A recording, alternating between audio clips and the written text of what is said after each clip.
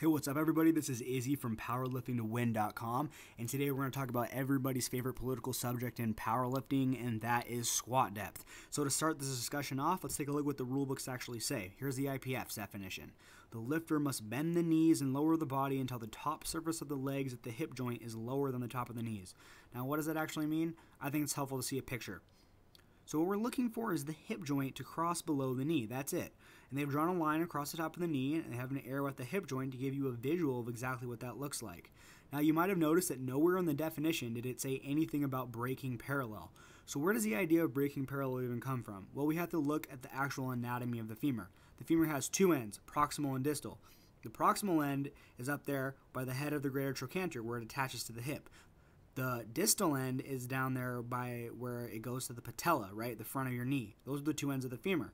So when we're talking about breaking parallel, we're talking about when the actual bone, when the femur itself crosses parallel with the floor. And that only happens when the head of the greater trochanter drops below the patella.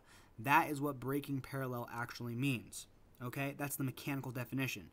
What I want to do next is walk you guys through a bunch of example squats and point out common positions that people have and maybe clear up some misunderstandings about what squat depth actually means with a real squat example. So here's me, and position number one here is the quarter squat. This is nowhere near depth, but you're still going to see it at commercial gyms all the time. This isn't going to get you white lights in any powerlifting federation. Second position, half squat.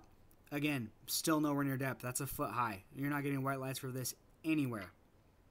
Now there's where it gets controversial. This would pass in some federations, but really it's parallel because if you look at the knee and the hip, they're about at the same level. And I think this is where you should squat. Barely legal depth, the hip just below the top of the knee. So here's all four of those positions side by side so we can really compare. Remember, what we want is the femur, the bone, the femur itself to cross below parallel with the floor. That is true depth. Okay? So what we're looking for is can we get an idea of where the hip joint is and is it below the patella, right? That's what we're looking for. The rule in powerlifting where the top of the thigh has to cross below the top of the knee, that doesn't make any sense at all. Okay? That has nothing to do with parallel. And here's the USAPL diagram one more time. And you can clearly see from this diagram that using this definition, I mean, you're way below parallel, right? And to be fair, their rule does say the top of the thigh at the hip joint, but the point stands. If you're using the thigh to measure depth, it throws everything off. And that leads right into this next picture that I want to show you. Remember, guys, people aren't liars or cheaters trying to pass their buddies high squats. They have different visual markers for what depth means. So in the USAPL and the IPF, depth is commonly judged by that green dot right there, the top of the thigh at the hip joint. In many other federations, the depth is judged by that red dot. And in some federations, it would seem that I should have drawn another dot right down there at the bottom of my ass, but we won't get into that. Anyways, between these two depths, it really begs the question, who is right and who is wrong, because that's a good 2 or 3 inches, and 2 or 3 inches can make a huge difference on a PR or a record attempt.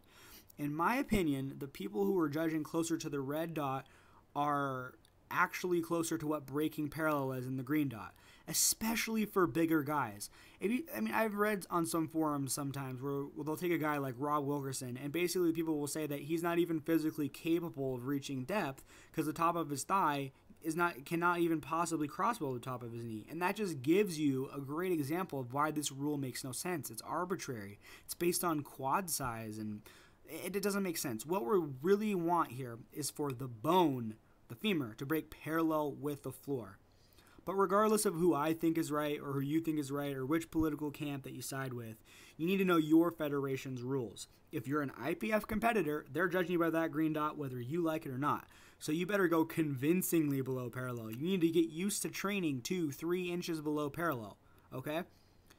And if you are in a different federation, we'll get used to that. You need to research what their depth calls are and train for that. Here's the bottom line, though, regardless of where you compete. The number one thing that you can do to squat more weight is to just squat higher. That's why people do half squats. So you need to figure out that perfect depth where you're still getting white lights so your lifts get passed, but you're not going even a centimeter deeper than you need to, because if you are, you're wasting pounds. And if you're trying to win, you can't afford to waste pounds. So the bottom line is this: squat as high as you can while still getting your squats passed. And know what your federation typically calls in terms of depth. Well, guys, I hope that was helpful. If you'd like to chime in on the depth debate and tell me what you think about it, I'd love to hear from you. And otherwise, if you're looking for more great powerlifting information, please check out PowerliftingToWin.com.